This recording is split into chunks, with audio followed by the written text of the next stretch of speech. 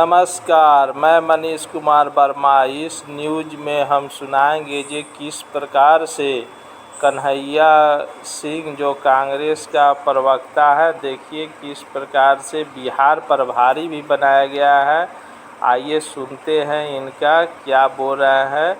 देश के लिए और समाज के लिए इन्होंने शिक्षा अपना बांट रहे हैं। आइए लीजिए आप लोग आनंद उठाइए। आपको थोड़ी पता है कि धरती पर उसके नाम से लोग लड़ रहे हैं। वो तो करवा चौथ में भी देखा जा रहा है और ईद में भी देखा जा रहा है। इसका फैसला आपको करना है कि आपको समाज में किस संरचना का निर्माण करना है। अगर आपको समाज में बराबरी की संरचना का निर्माण करना है तो भारत में उसकी चिंतन परंपरा को आपको ढूंढ करके लाना पड़ेगा। और भारत में समानता, एकता, न्याय, बराबरी, इसकी चिंतन परंपरा ये है कि आपको कबीर के पास जाना पड़ेगा, आपको नानक के पास जाना पड़ेगा, आपको बुद्ध के पास जाना पड़ेगा, आपको शिवाजी के पास जाना पड़ेगा, आपको अन्ना भाऊ साठे के पास जाना पड़ेगा। क्या कहते हैं कबीर? कबीर कहते हैं कि काकर पाथर छाड़ी के माजिद लियो बनाए, तापर लल्ला बांध दे बहरो भयो खुदाए। ये होता है सत्ता को चुनौती देना। सत्ता कितने प्रकार की है? सत्ता जाति की हो सकती है, सत्ता धर्म का हो सकता है, सत्ता पितृ सत्ता की हो सकती है, सत्ता अर्थ का हो सकता है। कहते हैं ना कि ये दुनिया है काला बाजार की, पैसा बोलता है, पैसे से हर चीज खरीदा जा रहा है। तो सत्ता को चुनौती देने का जो साहस होता है, वो साहस अगर आपके भीतर है,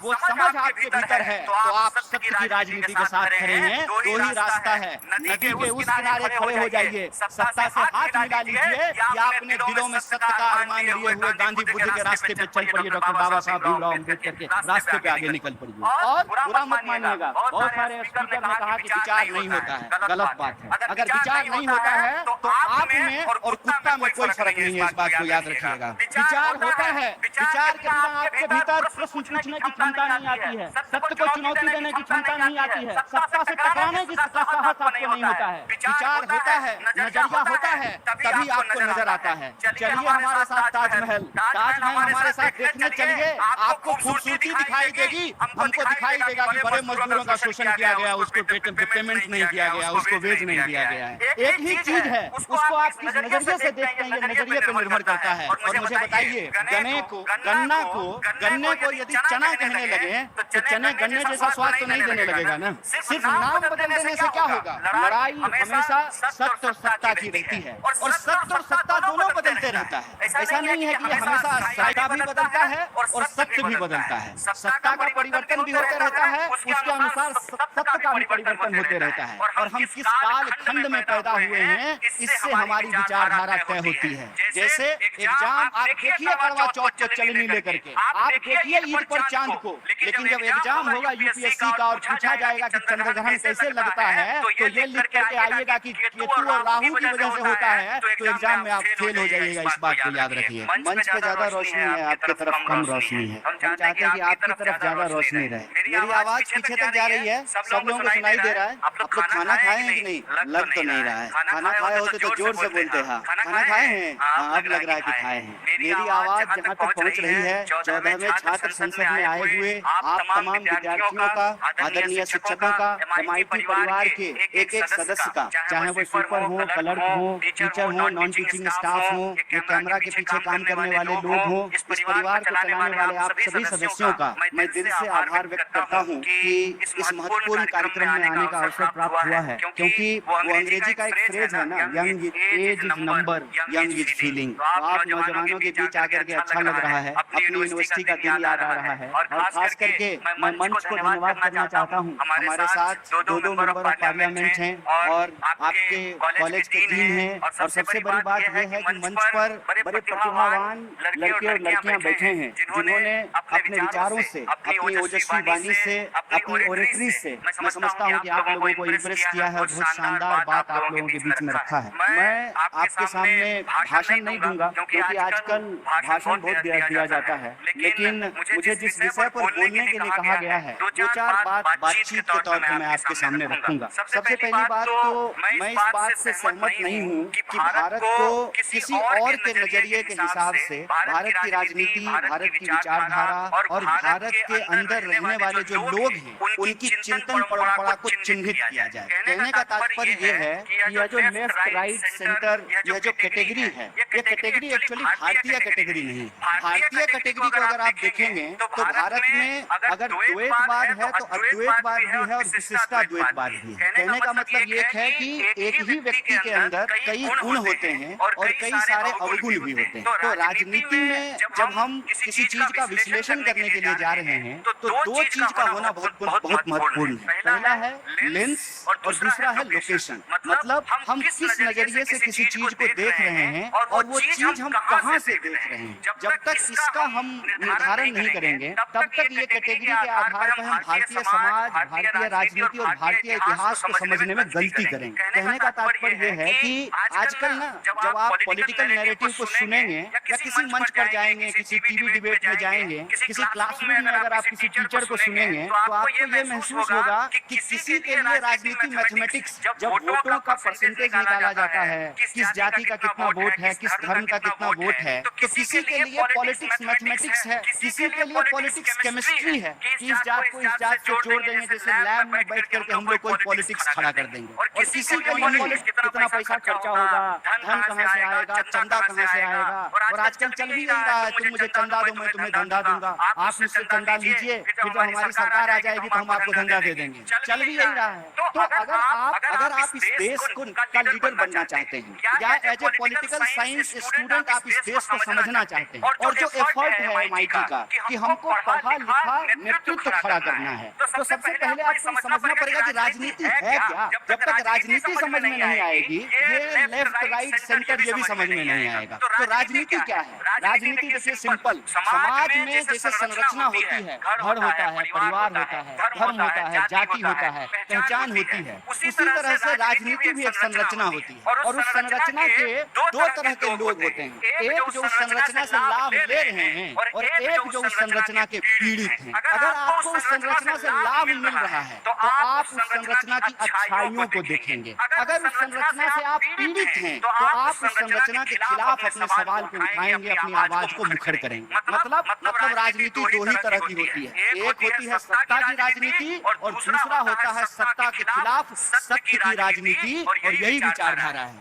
और जब सत्ता की राजनीति और सत्य की राजनीति है, भारतीय इतिहास, चिंतन और परंपरा के आधार पर देखेंगे तो भारत में हर तरह के विचार आपको देखने को मिलेंगे। भारत को किसी और देश से किसी भी प्रकार का नकल करने का जरूरत नहीं है। भारत वो देश है जहाँ पर हिरण्यकश्यप का अगर उदाहरण मिलता है तो अपने ही बाप के खिलाफ खड़ा होने वाला भक्त प्रहलाद का भी उदाहरण मिलता है। इस बात को याद रखिएगा। भारत के इतिहास में अगर तैमूर लंक मिलता है तो उसकी बड़ी आर्मी के सामने, जिसके पास तलवारें थी, घोड़े थे, हाथियां था, उसके सामने चाकू लेकर के खड़ा होने वाला कुलकर्णी का भी इतिहास मिलता है। तो भारत की चिंतन परंपरा को आपको देखना पड़ेगा। भारत में अगर ईश्वरवादी सत्ता है तो उस ईश्वरवादी सत्ता को चुनौती लेने वाले विचार भी आपको मिलते हैं। फर्ज कीजिए चांद तो वही है ना भैया, जिसको आप करवा चौथ में भी चलनी लेकर के देखते हैं और ईद में भी देखते हैं। चांद को थोड़ी पता है कि धरती पर उसके नाम से लोग लड़ रहे हैं। वो तो करवा चौथ में भी देखा जा रहा है और ईद में भी देखा जा रहा है। इसका फैसला आपको करना है कि आपको समाज में किस संरचना का निर्माण करना है। अगर आपको समाज में बराबरी की संरचना का निर्माण करना है तो भारत में उसकी चिंतन परंपरा को आपको ढूंढ करके लाना पड़ेगा। और भारत में समानता, एकता, न्याय, बराबरी, इसकी चिंतन परंपरा ये है कि आपको कबीर के पास भारत जिंदाबाद। पाकिस्तान में तुम एक मलेरिया की दवा नहीं बना सकते, तुम एक मोटरसाइकिल का टायर तैयार नहीं कर सकते। भारत बहुत आगे है, भारत से पंगा मत लो। भीख मंगे हैं लोग, यकीन मानो ऑफिशियल भीख मंगे हैं पाकिस्तानी। ये पहले ही पाकिस्तान की हुकूमत की ISI की नाजायज औलाद हमारे मुल्क का बजट, हमारे मुल्क के बजट दोबारा नहीं। पाकिस्तान को समझाने का वक्त खत्म हो चुका है। इन कमीनों ने जो हरकत की वहाँ पर नाम पूछ कर गोली मार समुदाय को मारे, ये जो हरकत की ये कुत्ते इनको सजा मिलना जरूरी। इनको जड़ पेड़ से इनको सबक सिखाने की जरूरत है। इलीगल पैसों से फाइनेंस कर रहे सभी लोग। हमने जिसको मार के गए ना, घर में जिसको बच जाना वो सुधरने वाले नहीं है अल्लाह उनकी गुम सीधा करे वरना फिर वक्त आएगा उनको और सीधा करना पड़ेगा। हम पाकिस्तान के जुड़े रह जाए और इन कमीनों हफ्तादों ने जो हरकत की वहाँ पर नाम पूछकर गोली मारे, समुदाय पूछकर मारे, जो बर्बरियत के मुजाहरे किए हैं पहलगाम में, और वो नाकाबिल बयान है, वो तकलीफ है, दर्दनाक है, और जितना भी उसका हम कंडेम करें कम है, क्योंकि वो लोग तो अपने आप को हैवानात और बदतरीन जानवरों से भी ज़्यादा गिरी हरकत उन्होंने की है। और यकीनन ये दहशतगर्द हमारे पड़ोसी मुल्क पाकिस्तान से आए, पाकिस्तान के ISI, पाकिस्तान के जो उनका एस्टेब्लिशमेंट है, उनकी पूरी ताईद और पूरी सपोर्ट उनको हासिल है। और ये जो हरकत किए ये कुत्ते, इनको सजा मिलना ज़रूरी है। और असल इनके वहीं बैठे हुए हैं जो हमेशा ही नहीं चाहते कि ना भारत में ना कश्मीर में अमन रहे। इनको जड़ पेड़ से इनको सबक सिखाने की जरूरत है। बरसों से पाकिस्तान अपने मुल्क में दहशतगर्दों को ट्रेनिंग देता है भारत के खिलाफ। फिर अफ़गान मुत्तहिदा का आर्टिकल 51 है जो इस बात की इजाजत देता है किसी एक मुल्क को वो सेल्फ डिफेंस में अपने मुल्क के तहफ़्फ़ुज़ के लिए दूसरे मुल्क पर वो अपनी मिलिट्री कार्रवाई कर सके। मैंने उसका भी हवाला दिया। और ये आर्टिकल 51 सिर्फ मुल्क के खिलाफ नहीं बल्कि उस मुल्क अपने मुल्क में दहशतगर्दों को पनाह देता है, जिसको अंग्रेजी में नॉन स्टेट एक्टर कहते हैं। ये LED पाकिस्तान की हुकूमत की ISI की नाजायज औलाद। जो लोग पाकिस्तान में बैठकर बकवास करते हैं, मैं उनसे कहना चाह रहा हूँ कि आप भारत से आपका वक्त आधा घंटे की 6:15 हो रहे हैं, वहाँ पर 5:45 हो रहे हैं, और आधा घंटा पीछे नहीं है, वो आगे सभी भारत से पीछे है। हमारे मुल्क का बजट हमारे मिलिट्री के बजट के बराबर नहीं है। हम इस वतन में हमारी माँ की पेट से वतन में पैदा हुए, और जब इंशाअल्लाह ईमान के साथ जाएंगे इस दुनिया से, तो हम इस वतन के आगोश में जाएंगे, चाहे मैं हूँ, सब्जी साहब या तमाम। ये प्रोपेगेंडा झूठा है पाकिस्तान का, इस्लाम का नाम ले रहे हैं। तुम मुबारक महीने में कैसा तुमने इस्लाम का नाम लेके तुम बच्चों को मार दिया। हमारी क्रिमिनेशन थ्योरी को हमने पहले रिजेक्ट कर दिया। SI हो या ISIS हो, ISIS खुरासान हो, या फिर आपके जो डीप स्टेट है या एस्टेब्लिशमेंट है पाकिस्तान का, तो यही चाहते कि देश में हमेशा के लिए हिंदू मुसलमानों के झगड़े चलते रहे। तो इसीलिए उन्होंने हरकत की और पाकिस्तान को फिर से FATF की ग्रे लिस्ट में लाना जरूरी है। फाइनेंशियल एक्शन टास्क फोर्स में ग्रे लिस्ट में लाए। ग्रे लिस्ट में लाए तो उनको ये देखिए इलीगल पैसों से फाइनेंस करे टेररिज्म ये लोग। कोई वाइट का पैसे नहीं, इलीगल पैसे। तो FATF की दोबारा लिस्ट ग्रे लिस्ट में पाकिस्तान को डालना जरूरी है। हम डिमांड करेंगे ये गवर्नमेंट से कि उनको FATF की ग्रे लिस्ट में डालो आप, तभी जाकर उनका होगा। और हम लोग पूरा उन पर साइबर अटैक करना, हमारे पास एथिकल हैकर्स है, हमारे पास नेवल और एयरफोर्स ब्लॉकेट कर सकते, इंटरनेशनल लॉ में कर सकते हैं। पाकिस्तान में तुम एक मलेरिया की दवा नहीं बना सकते, मोटरसाइकिल का टायर तैयार नहीं कर सकते। भारत बहुत आगे है, भारत से पंगा मत लो। अल्लाह का शुक्र है कि हमारे बुजुर्ग नहीं गए वहां पर, वरना इन पागलों को हमको देखना पड़ता। जो लोग गए उनको बर्दाश्त कर। हमको पाकिस्तान से कभी मतलब था न कभी रहेगा। अरे ये तुमको शर्म नहीं है कि तुम तुम्हारे मुल्क को चीन के पास गिरवी करती हो और तुम इस्लाम की बात करते हो। वो चीन जो सिंचियान में मुसलमानों को 20 लाख मुसलमानों को कैद में बंद कर दिया, जिनको जबरन सूर खिलाया जा रहा है चीन में। आज वो मिनिस्टर इस्लाम की कामयाबी की बात करता है। अब ये लोग बोल रहे कि इस्लाम की जंग हो रही है भारत से। कौन सा इस्लाम है तुम्हारा बताओ?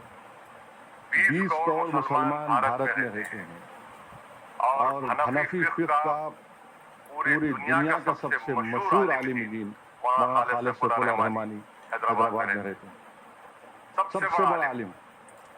आप पहलगाम में आप थोड़ी देर के लिए सोचिए कि औरतों को अलग करना, बच्चों को अलग करके कलमा पढ़ो तुम हिंदू हो या मुसलमान, गोली मारेंगे। ये इस्लाम और नाम लेकर जंग नहीं कर रहे हैं, ये सिर्फ भारत को हमेशा परेशान करने के लिए 75 साल से हरकतें कर रहे हैं। जो शरीर थे वो तोड़े मुल्क को, जो अमन पसंद थे उस मुल्क में रह गए, भीख मंगे हैं ये लोग। यकीन मानो ऑफिशियल भीख मंगे हैं पाकिस्तानी। IMF से लोन ले जाके $1 बिलियन का। आप 75 साल से आपने क्या किया? किसने आपको मजबूर किया IMF का लोन लेने के लिए? और अफसोस की बात यह है कि IMF का लोन ले रहे हैं और ये इंटरनेशनल मेरे को माने ये इंटरनेशनल मिलिटेंट फंड दे रहे हैं पाकिस्तान को, इस्तेमाल करेंगे। अब आप देखिए ये USA है, जर्मनी है, जापान है, ये कैसा लोग इसको एग्री कर रहे हैं, जबकि हमारी जमीन पर, हमारे घरों पर, हमारे सिपाहियों पर हमले हो रहे हैं और इनको 1 बिलियन क्या है का लोन मिला रहा हो। एक शीशा पी रही दीवार की तरह ऐसे मुल्क के खिलाफ खड़े होना है जो सारी दुनिया के लिए खतरा है, बल्कि कभी ना कभी किसी वक्त पे इस दुनिया को, इस दुनिया के जी असर लोगों को, उनके लीडर्स को तय करना पड़ेगा कि क्या इस मुल्क में न्यूक्लियर बम रखने की इजाजत दी जा सकती है। इस इनके पास जो न्यूक्लियर बम है उसको डिसार्म करने की जरूरत है, इसको खत्म करने की जरूरत। और बार बार आप बोल रहे हैं, इन्हें कमीनगी की हद ये है कि श्रीनगर में दवाखानों को निशाना बनाया गया। तो हमको ये कोशिश करना है कि हम पूरे लोग ऐसे वक्त में अपने सियासी अख्तलाफात को से उठकर जब हम अपनी फौज के पीछे खड़े रहे और फौज बेबाकी से मुकाबला करे और पाकिस्तान का झूठा प्रोपेगेंडा, ये गिरा दिए, वो गिरा दिए, इन्हों कुछ नहीं गिराते, इन्हों खुद इंशाल्लाह गिरेंगे, देखेंगे आप। मुझे हिंद से ठंडी आवाज, इसलिए किसी शायर मशरिक़ ने कहा था कि मेरे अरब को जहाँ से ठंडी हवा आई वही मेरा वतन है, वही मेरा वतन है। इस वतन की सालमियत के लिए, इस वतन की ताकतवर बनाने के लिए, दहशतगर्दी के खात्मे के लिए और इंसाफ को मजबूत करने के लिए आप दुआ फरमाइए। नहीं मालूम आपकी किसकी दुआ में तो तासीर होगी जो अल्लाह उन दुआओं को सुन ले और ऐसे मुल्क के ऊपर वो सुधरने वाले नहीं है।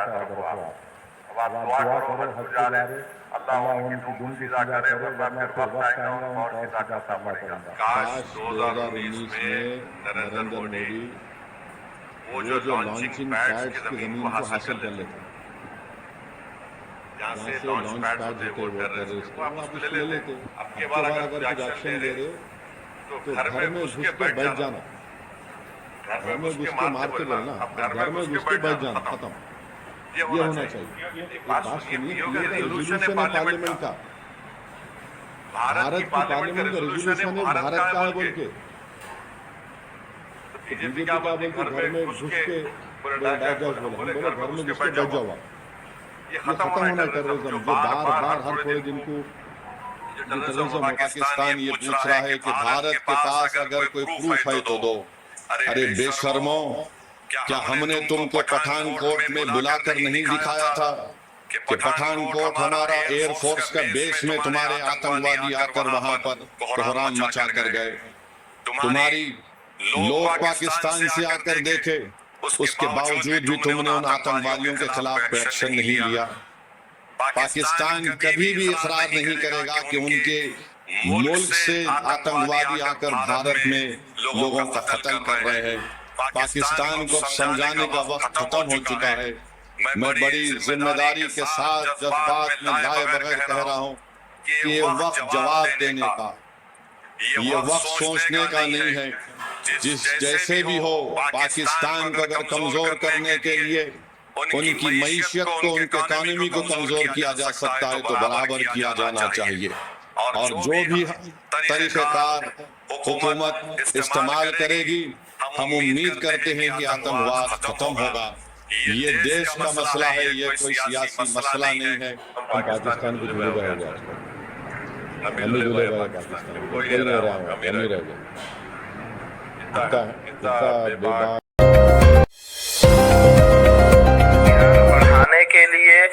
MSJP न्यूज एक बार अवश्य देखें, अपना राय कमेंट बॉक्स पर अवश्य भेजें। जय हिंद, भारत माता की जय।